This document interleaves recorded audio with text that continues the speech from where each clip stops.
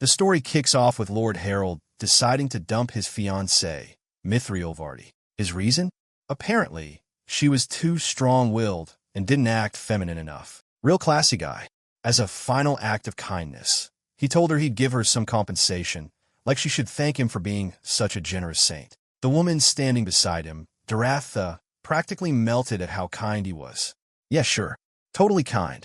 Mithria took one look at Doratha and instantly got it. Ah, she thought, so he likes women with big boobs. Mystery solved. She told him he'd still need her uncle's approval before anything was official, because she couldn't decide such things on her own. Harold smugly replied that he already knew and was just being considerate by coming to tell her first. Mithria decided this breakup didn't need to turn into a public spectacle in the middle of the city and ended it there. 3 years ago, she'd lost both her parents to a deadly outbreak. Since then, her uncle had been running the family estate. The Lavardi family was barely hanging on thanks to the Ironstone family's support, Harold's family, ironically enough. But now that he'd broken the engagement, that support was as good as gone. Mithria didn't want her younger brother to suffer more, so she decided to start working. She was 18, young, noble, and the eldest daughter of a once proud family that was now circling the drain. Oh, and she wasn't originally from this world. Before all this, she'd been an ordinary girl in another world, living her best life until an accident on her way home from her part-time job.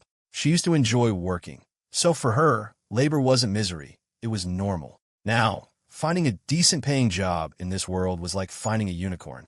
She was scanning around for something when someone pointed her to a job posting. The Royal Court Mage Division needed cleaning staff. Meanwhile, over at the Gleam Division of the Royal Mage Corps in the Kingdom of Eusteria, things were as chaotic as ever. A blonde guy walked in, looked around, and sighed. Total disaster zone, again.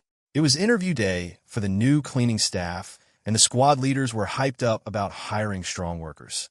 The only problem? He doubted they'd find anyone even remotely suitable. Then the applicants arrived, and the squad leaders nearly choked. Half the candidates were noble ladies. Garius Aldred, the Red Ruby squad captain, was baffled, but Shido Aria just nodded like, yeah, I saw this coming. The Royal Mage Corps had a great reputation and excellent pay. It was basically a matchmaking paradise for ambitious noble daughters. Nathaniel Murdial grumbled about how crowded the room was and wondered if they were really going through with this nonsense. Garius scolded him. If they didn't clean this mess up soon, it would come back to bite them all. Nathaniel muttered that none of these girls probably even knew how to sweep, but Garius insisted they had to hire someone, no matter what. Among the candidates sat our girl Mithria, nervous but determined. She knew this job would be popular and waited a full 2 hours before it was finally her turn. Shido started the interview by explaining what the job involved: cleaning, washing tools covered in nasty chemicals, and hauling heavy stuff around. He asked if everyone was up for that kind of work. The ladies all smiled politely and said yes. When it came to Mithria, she nodded and said she could handle it. She told them she helped clean her family home every day, organizing, washing dishes, the works, and that she could even use body enhancement magic to lift heavy things. The noble ladies sitting beside her giggled like she just said she milked cows for fun. Nathaniel raised an eyebrow and asked if she didn't think it was degrading for a noblewoman to do household chores herself. Mithria calmly said no. She thought taking care of her own life was something valuable, not shameful. And they asked if she was fine with taking orders from others. She said absolutely, if it meant helping her family, her home, and even herself. She explained that real happiness came from working and earning through her own effort, because that's how you learn the true value of money and things. To her, this job sounded meaningful. Plus, she had no plans to get married anytime soon, so she could commit long-term. Garvia, one of the interviewers, was a bit puzzled. Most noble girls her age were already engaged, so he asked if she didn't want to marry. Mithria replied that her engagement had just ended yesterday. Everyone was taken aback, so she explained how her ex-fiancé said she wasn't feminine enough. But instead of being upset, she said she was relieved. Now she could do what she actually wanted.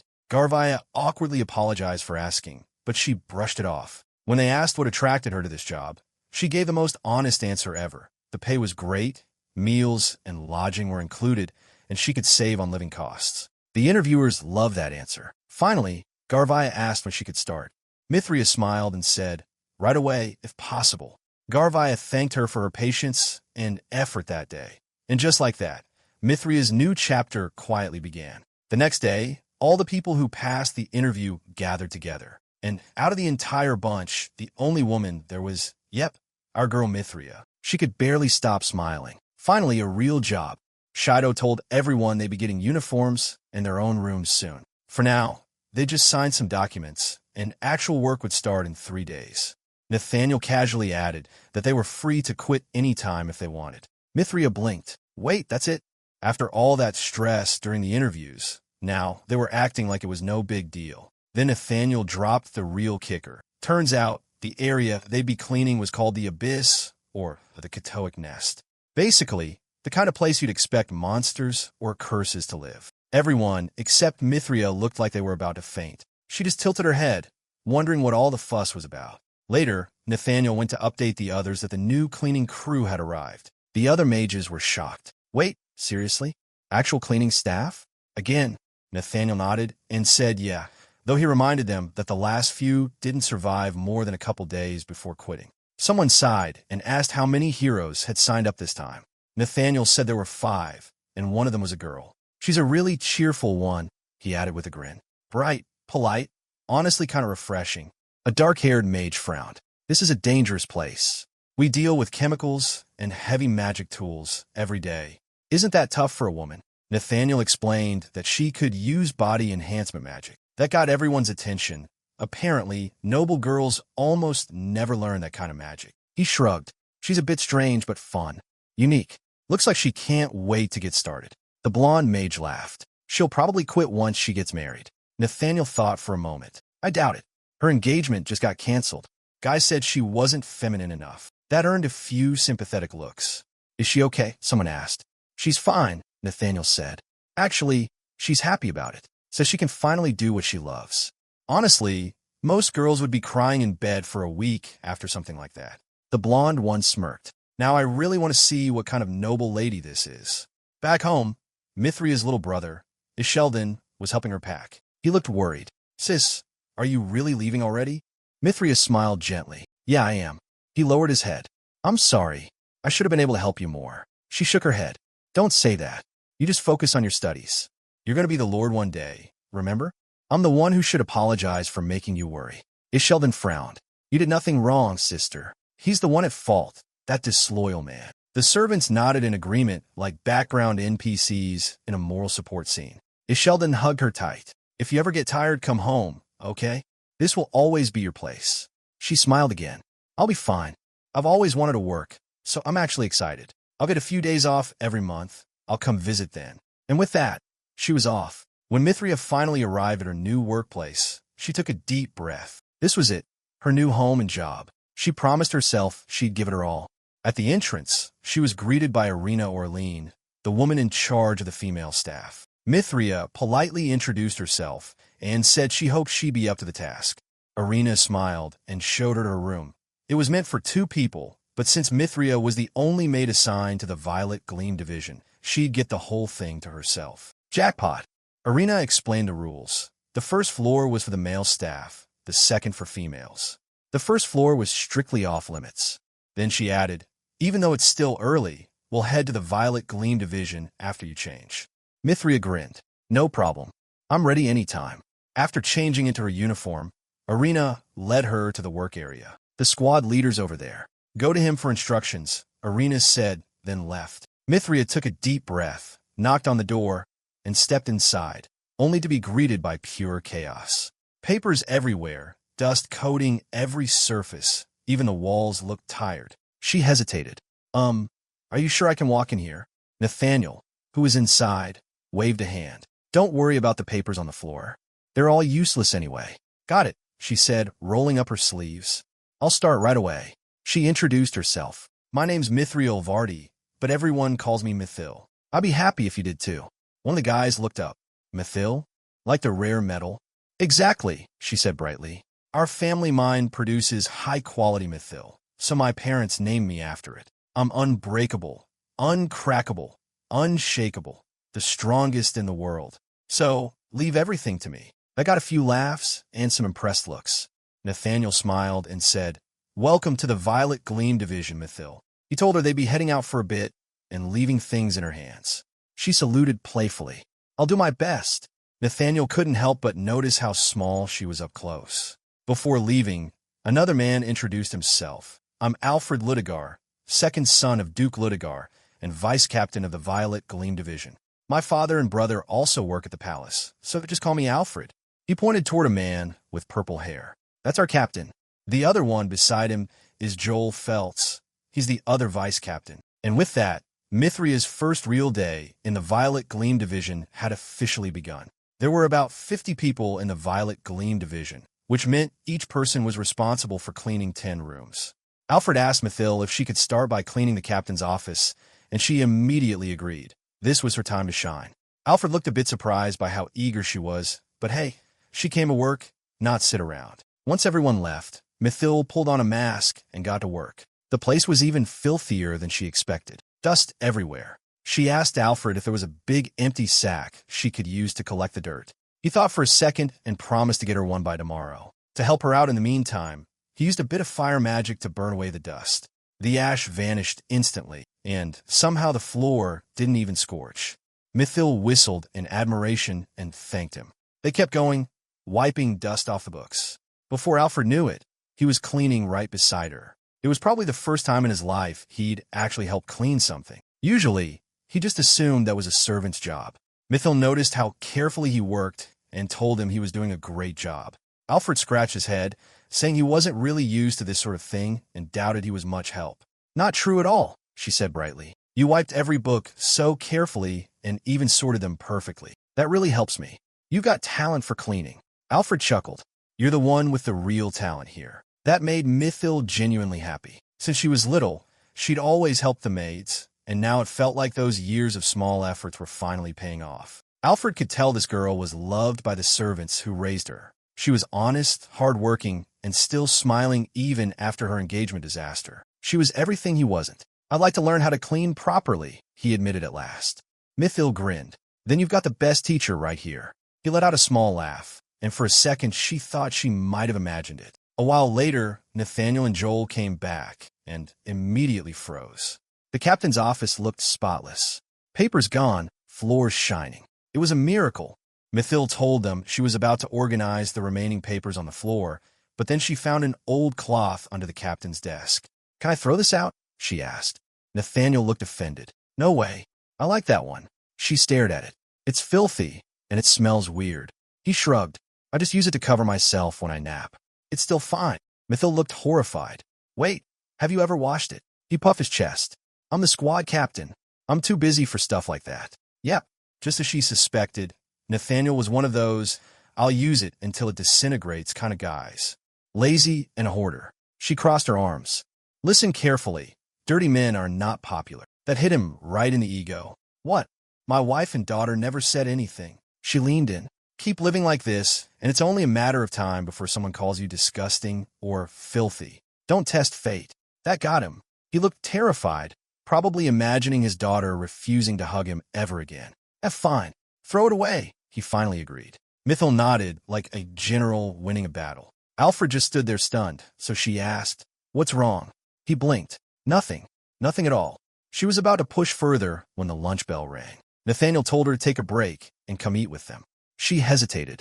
Can I really join you? Of course, he said. It's your first day in the palace. I'll show you how everything works. Alfred smiled encouragingly, so she followed along. At the dining hall, Mithil instantly felt out of place. She was sitting with the captain and both vice captains, 3 ridiculously handsome men who looked like they'd stepped out of a royal painting. Especially Lord Alfred. The guy could have passed for a prince. Every woman in the room was giving Mithil dagger eyes, but she just ignored them. Focus on the food, not the death stares, she told herself. And oh, the food, soft white bread, rich soup, meat cooked perfectly. She couldn't help smiling. I'm so glad I got this job. Nathaniel chuckled. You make it sound like that's unusual. She grinned. Well, we almost never get to eat white bread at home. Joel looked curious. Is managing your territory really that hard? Mithil explained that 3 years ago, after the big crop failure, her family had to borrow from neighboring lords. Now they were paying back those debts, so things were still tight. Alfred asked if that was why she started working. She nodded. That's part of it.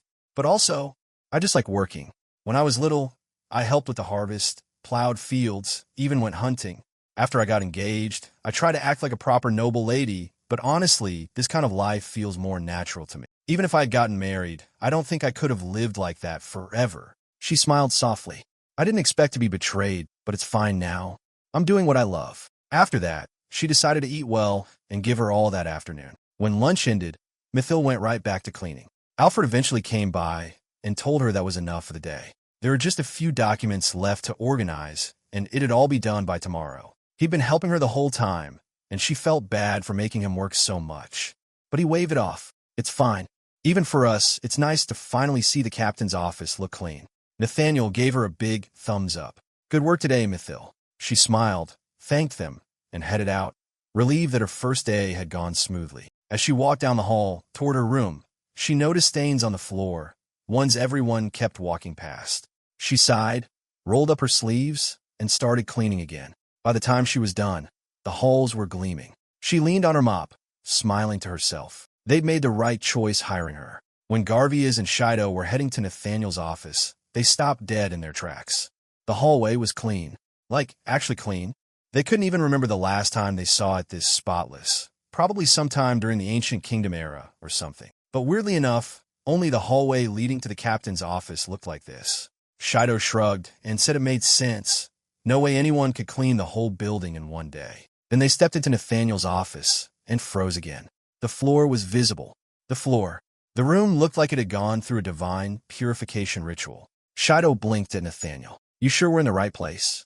Nathaniel just chuckled and said it was all the work of one girl. A strange one, he added, but she cleaned everything by herself since morning. Alfred helped a little, but not much. Garvias was impressed.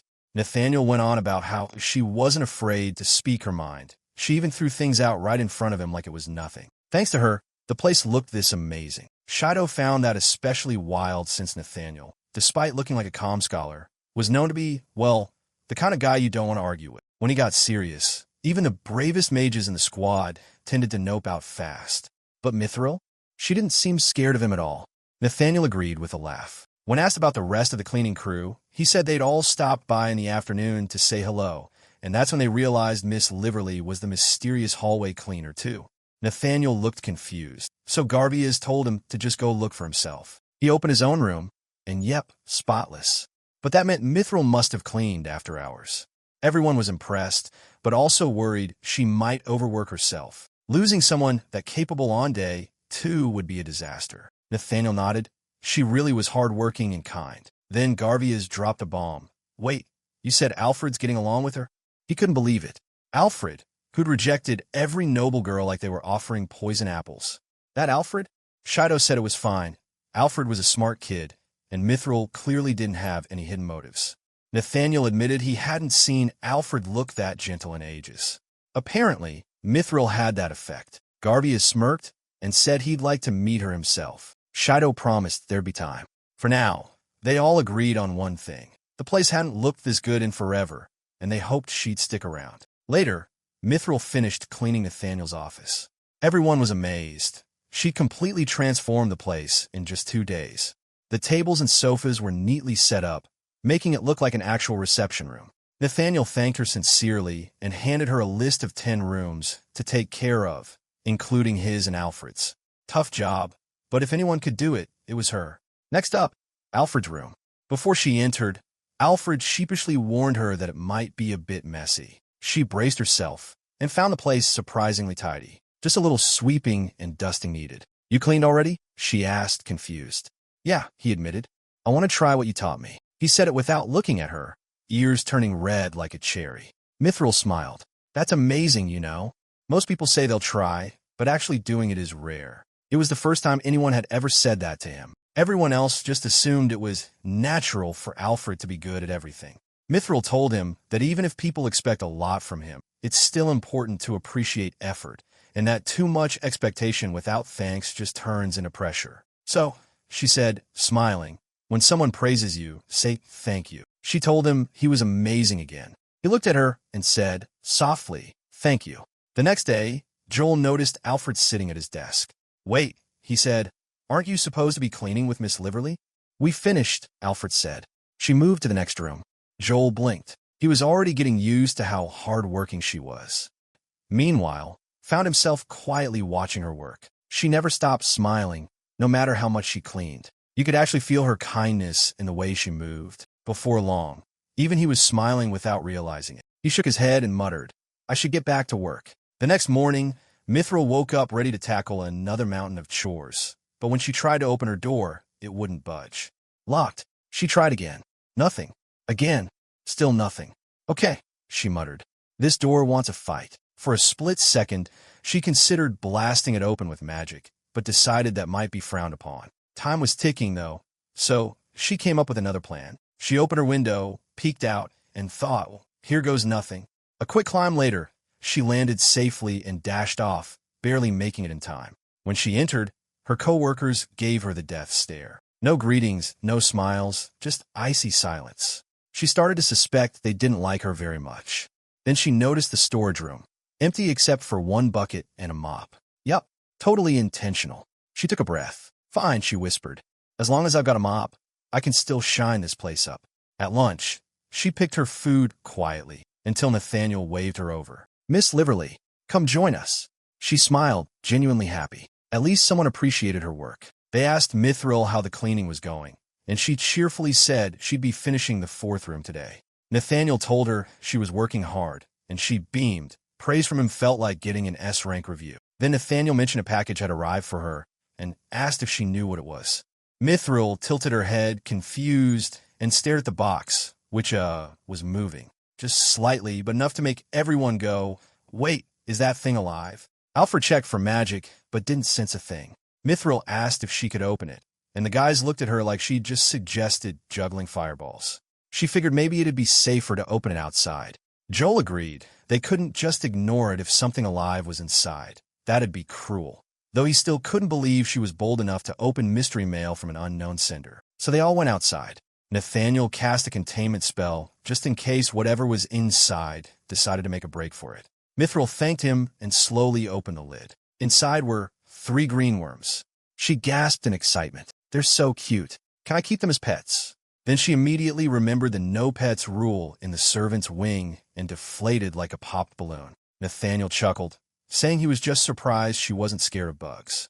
"Oh, I used to catch them all the time when I was little," she said proudly. Nathaniel took the box and told her he'd release them into the bushes. He asked if the package might have come from her family, but she shook her head. He told her to get back to work. They had some official business to handle. As she walked away, she couldn't help but wonder if the weird package was part of someone's harassment. The worms were kind of cute, sure, but this whole situation wasn't. Why did everyone seem to hate her so much? All she wanted was to get along. Meanwhile, Nathaniel and the guys were deep in discussion. Joel pointed out how the box had been wrapped all prettily, which somehow made it feel more sinister. Nathaniel decided to keep it as evidence while they figured out who was behind this. They also agreed to quietly keep an eye on Mithril in case something else happened. Alfred stayed unusually quiet. They'd only known her for a few days, but she'd already brightened up the place so much. He didn't want that light, or her smile, to disappear. A week later, Mithril came with another update. Apparently, someone had sent her a rat, then a snake had fallen on her, and she'd even been splashed with water, but she smiled and said, "It's fine, really no big deal." Joel nearly choked on his drink. "No big deal? That's definitely a big deal." Mithril frowned, saying she didn't remember doing anything to make anyone hate her. Maybe she'd messed up without realizing it? Maybe she'd accidentally annoyed someone? Nathaniel assured her they'd gotten no complaints. In fact, she'd been doing her job really well. Alfred told her gently not to keep everything bottled up, that if something bothered her, she should tell them. Nathaniel asked again, "So, is anything bothering you?" Mithril hesitated, then admitted, My room door won't open." "What?" "Yeah," she said. "It's sealed with magic. It won't move at all." Everyone stared at her. Joel finally asked, "Then, how exactly have you been leaving your room?" "Oh, I've been using the window." She said like it was the most normal thing ever. "There's a drainage pipe, so I climbed down. Don't worry, I reinforced my body with magic. Even if I fell, I'd be fine." Alfred's soul left his body. "That is not the point." Nathaniel smiled, the terrifying, fake kind, and said, "Miss Liverly, let's go." Right now, they all marched to her room. Sure enough, the door was sealed tight with a magic lock. Nathaniel sighed, muttered a quick spell, and broke the seal like it was nothing. "Irene, who'd joined them, couldn't believe what she was hearing. Miss Liverly, next time something like this happens, report it. Climbing out windows is a security risk. Mithril bowed her head apologetically. Irene softened. She knew this wasn't the girl's fault, but still told her to promise not to do that again. Nathaniel told her to try the door now. It opened easily. Mithril smiled softly. It really feels like I'm coming home, she said. Later, while Mithril was mopping the floors, another maid came up to her and said, "Hey, come with me." The girl started walking off, but Mithril didn't move. The maid turned back, irritated. "Why aren't you following me? I was told not to go with strangers," Mithril said politely. That earned her a glare. The maid grabbed her wrist and dragged her outside. A small group of maids was waiting there, clearly the local mean girl squad. They started mocking her appearance, saying she looked plain and dressed poorly. Mithril blinked in confusion. "Is this what you call a summon?" The leader sneered. "We're telling you to stop working as a maid for Violet Gleam. Quit immediately. You don't belong here. You're making everyone uncomfortable." Mithril stayed calm. "If they think I'm unnecessary, I'm sure they'll dismiss me on their own." That made the girl furious. She raised her hand to slap her, but Mithril caught it midair. The bully froze. Turns out, this wasn't going to be as easy as she thought. She turned to the guy standing nearby and snapped, "Teach her some manners." The boy stepped forward and grabbed Mithril's hand. He swore he had no personal grudge against her, but someone had told him to disfigure her. Real classy. Mithril calmly confirmed that, yeah, he really was about to attack her. So, she said what she was about to do counted as self-defense. Next thing you know, she grabs the guy's arm and yeets him straight into one of his buddies like it's nothing. The others jumped in, because apparently teamwork makes the crime work, but she flattened them too. Then she told them all off, saying she was a woman, not some weakling to be pushed around. Right on cue, Alfred's voice cut through the chaos. "Stop right there." The maids nearby tried to flip the story, acting like Mithril had attacked first. But Joel wasn't having it. He pulled out proof from a magical recording device. Boom. Instant replay of their stupidity. Everyone saw the truth, and Alfred asked, all serious-like, if they had anything to say for themselves. The boy muttered that he was just following orders. Alfred gave him that look that says, "Wow, what a genius."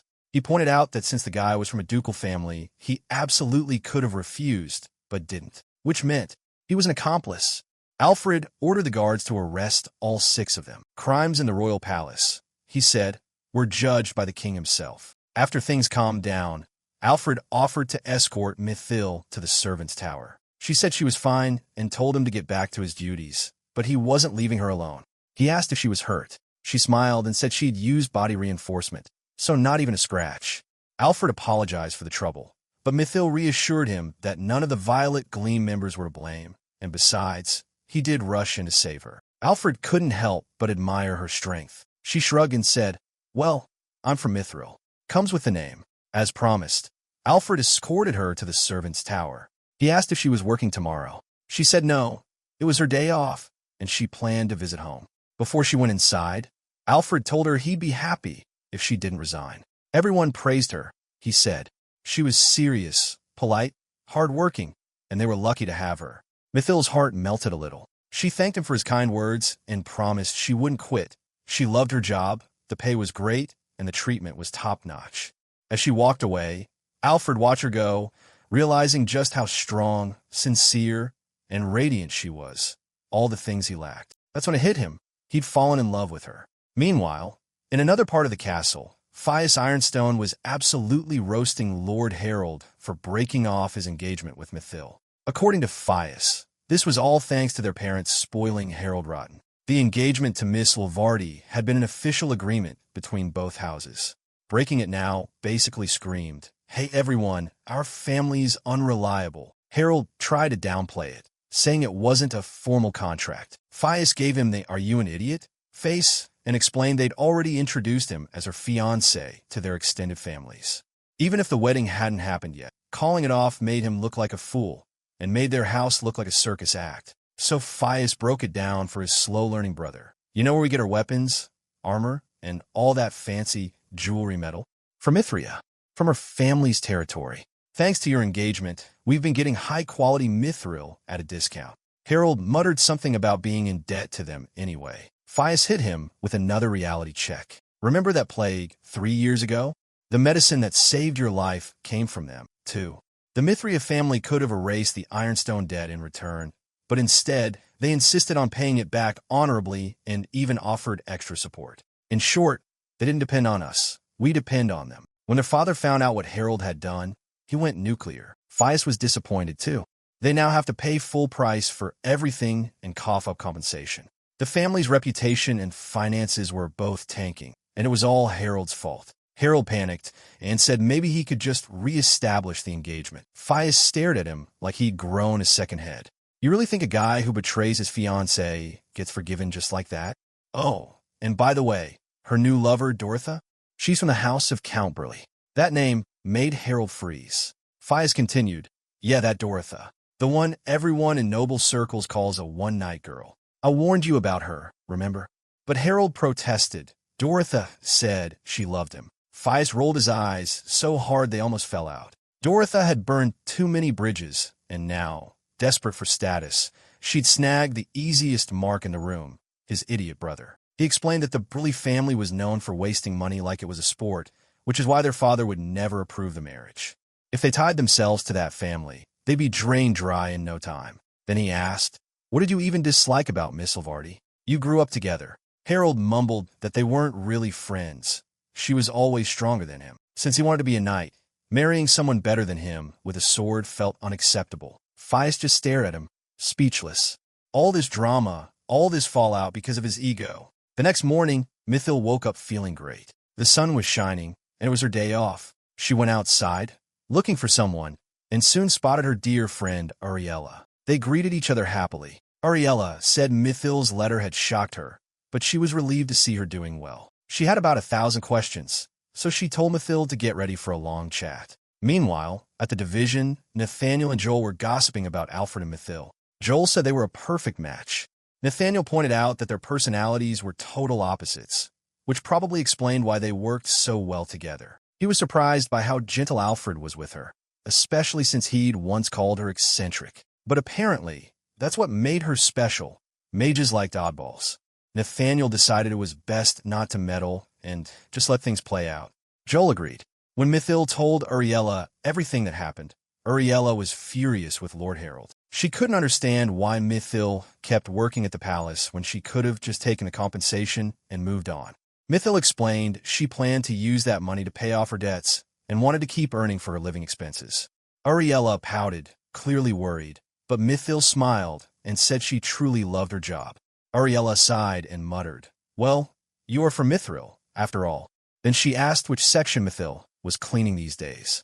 When Mithil answered, the Violet Gleam section, Ariella's jaw dropped. The Chaotic Nest. That place is a disaster zone, she said. Are you sure you'll survive in there? Mithil told her friend it really wasn't that bad. Sure, the Violet Gleam section was messy, but not in a trash mountain touching the ceiling kind of way. It was just disorganized.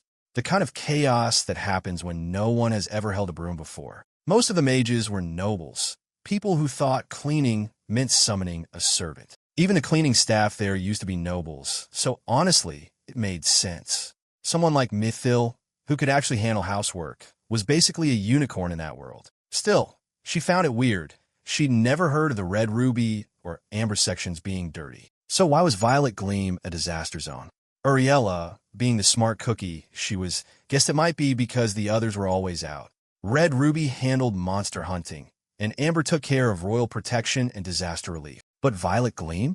They did toxic magic research, meaning they stayed cooped up inside all the time. Suddenly, everything clicked. Mithil realized Ariella was absolutely right. Ariella, however, just stared at her like, girl, we didn't know this before taking the job. Then she got serious and told Mithil to bail if she ever felt unsafe. Mithil laughed it off, saying if it were really dangerous, they wouldn't even let her near it. Ariella was still worried, but told her to be careful anyway. After that, Mithil had to go. Ariella reminded her that her home was always open if anything happened. She was her closest friend, after all. Mithil's heart felt warm. She really loved that girl. When she finally got home, it felt like wrapping herself in a soft blanket of comfort. Annie and Vance greeted her the moment she stepped in, and she hugged them both tightly. Vance said the young master was waiting for her, too. The house looked spotless, as always. Mithil apologized to Annie, saying if she'd been home, they wouldn't have had to work so hard. Annie waved it off, saying she was still strong and didn't mind one bit. And if she ever got tired, she'd just ask old Vance for help. Vance pretended to be offended. "Old? I'm only 2 years older than you," he said. Annie smirked. Mithil laughed and thanked them both for working so hard. It made her want to work even harder herself. Vance shook his head. "You're already doing more than enough. If you push yourself too much, the young master will scold us all." Right on cue, her little brother Ishal came running down the stairs, eyes lighting up. "Big sis." He hugged her like he hadn't seen her in years. They went to his room to catch up. Mithil asked if anything had happened while she was gone. Ishal shrugged. Same old, same old. Then he asked how work was going, warning her not to overdo it. She smiled and said everyone in the Violet Gleam unit was kind, and she genuinely enjoyed her days there. That made him relax. Then he remembered 2 letters had come, one from Uncle Sylvia and one from the Ironstone family. Mithil opened the latter first. It said they were officially starting talks to annul the engagement and renegotiate trade terms. Oddly enough, this would actually bring financial stability to their territory. They'd also be getting money from Ironstone, and with Mithil's salary, they'd be okay. So, just like that, her engagement to Harold was officially over. Ishal was relieved it ended before the wedding. Just imagining that cheating jerk as his brother-in-law made his skin crawl. The letter from Count Ironstone, though, was surprisingly kind. He agreed to continue trade under fair terms and apologized for everything. Mithil sighed softly. The Count had always been fond of them. After their parents died, he was the first to step in and help. He'd once told her he couldn't wait for the day she'd call him father. She'd wanted that too. It hurt knowing she never would. Ishal looked sad, but Mithil told him they shouldn't forget what the Count had done for them, and that they'd continue supporting him if he ever needed it. Ishal frowned. "You're too kind for your own good. That's going to get you in trouble one day." Mithil tilted her head. She didn't really get what he meant, but she knew one thing. What happened was inevitable. Harold never loved her. It had started back when they trained together. Harold dreamed of being a knight, but every time they sparred, she wiped the floor with him. Losing again and again to a younger girl crushed his pride. Eventually, he stopped showing up altogether. Back then, Mithil didn't realize how much it hurt him. She just kept challenging him, winning every time. Thanks to him, she learned how to use body enhancement techniques, but in return, she broke his heart and his ego. Ishal asked if she was planning to stay single forever. Mithil smiled faintly and said she wasn't thinking about marriage right now. He teased her, saying he'd heard there were a lot of eligible bachelors in the Mage Corps. "Anyone catch your eye?" he asked. Her mind immediately flashed to Alfred, and that surprised her. Why him? He was from a ducal family, and she was from a minor viscount house. Being with her would only hurt his reputation. Someone like her didn't belong beside someone like him. So, she simply said, "No one," then added with a calm smile, "If I ever meet someone suitable, and we get along, then I'll think about marriage."